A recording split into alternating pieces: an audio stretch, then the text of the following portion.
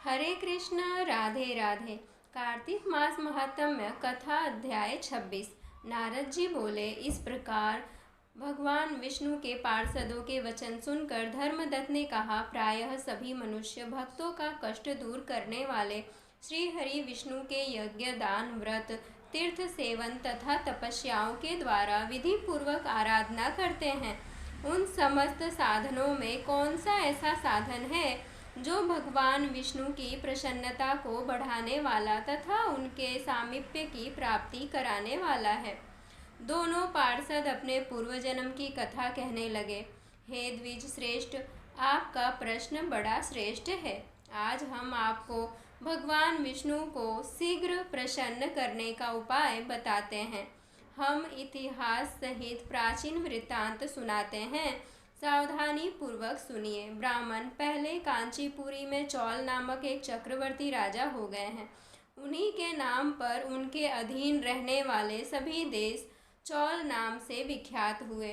राजा चौल जब इस भूमंडल का शासन करते थे, उस समय उनके राज्य में कोई भी मनुष्य दरिद्र, दुखी, पाप में मन लगाने वाला अथवा रोगी नहीं था। एक समय की बात है, राजा चोल अनंत शयन नामक तीर्थ में गए, जहाँ जगदीश्वर भगवान विष्णु ने योग निद्रा का आश्रय लेकर शयन किया था। वहाँ भगवान विष्णु के दिव्य विग्रह की राजा ने विधि पूर्वक पूजा की।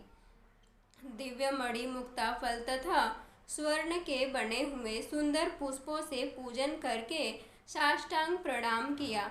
प्रणाम करके जो ही बैठे, उसी समय उनकी दृष्टि भगवान के पास आते हुए एक ब्राह्मण पर पड़ी, जो उन्हीं की कांची नगरी के निवासी थे। उनका नाम विष्णुदास था। उन्होंने भगवान की पूजा के लिए अपने हाथ में तुलसी दल और जल ले रखा था। निकट आने पर उन ब्राह्मण ने विष्णु सूक्त का पाठ करते हुए देवादिदेव भगवान को स्नान कराया और तुलसी की मंजरी तथा पत्तों से उनकी विधिवत पूजा की। राजा चौल ने जो पहले रत्नों से भगवान की पूजा की थी, वह सब तुलसी पूजा से ढक गई। यह देखकर राजा कुपित होकर बोले, विष्णुदास, मैंने मणियों तथा स्वर्ण से भगवान की जो पूजा की है, वह कितनी शोभा पा रही थी। तुमने तुलसी दल चढ़ाकर उसे ढक दिया। बताओ, ऐसा क्यों किया? मुझे तो ऐसा जान पड़ता है कि तुम दरिद्र और गंवार हो, भगवान विष्णु की भक्ति को बिल्कुल नहीं जानते। राजा की यह बात सुनकर द्विज श्रेष्ठ विष्णुदास ने कहा, राजन, आपको भक्ति का कुछ भी पता नहीं है। केवल राजलक्ष्मी के कारण आप घमंड कर रहे हैं। बतलाइए तो, आज से पहले आपने कितने वैष्णव व्रतों का पालन किया है? तब नृपश्रेष्ठ चौल ने हंसते हुए कहा, तुम तो दरिद्र और निर्धन हो। तुम्हारी भगवान विष्णु में भक्ति ही कितनी है। तुमने भगवान विष्णु को संतुष्ट करने वाला कोई भी यज्ञ और दान आदि नहीं किया, और न पहले कभी कोई देव मंदिर ही बनवाया है।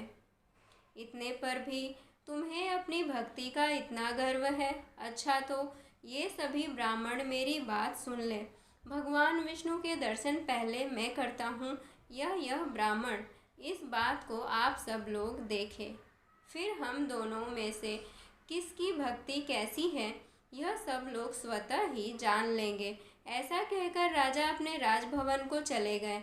वहाँ उन्होंने महर्षि मुद्गल को आचार्य बनाकर वैष्णव यज्ञ प्रारंभ किया। उधर सदैव भगवान विष्णु को प्रसन्न करने वाले शास्त्रोक्त नियमों में तत्पर विष्णुदास भी व्रत का पालन करते हुए वहीं भगवान विष्णु के मंदिर में टिक गए। उन्होंने माघ और कार्तिक के उत्तम व्रत का अनुष्ठान, तुलसी वन की रक्षा, एकादशी को द्वादश अक्षर मंत्र का जप, नृत्य, गीत आदि मंगलमय आयोजनों के साथ प्रतिदिन षोडशोपचार से भगवान विष्णु की पूजा आदि नियमों का आचरण किया। वे प्रतिदिन चलते फिरते और सोते हर समय भगवान विष्णु का स्मरण किया करते थे। उनकी दृष्टि सर्वत्र सम हो गई। वे सब प्राणियों के भीतर एकमात्र भगवान विष्णु को ही स्थित देखते थे। इस प्रकार राजा चौल और विष्णुदास दोनों ही भगवान लक्ष्मीपति की आराधना में संलग्न थे। दोनों ही अपने अपने व्रत में स्थित रहते थे और दोनों की ही संपूर्ण इंद्रियां तथा समस्त कर्म भगवान विष्णु को समर्पित हो चुके थे। इस अवस्था में उन दोनों ने दीर्घ काल व्यतीत किया। हरे कृष्णा, राधे राधे।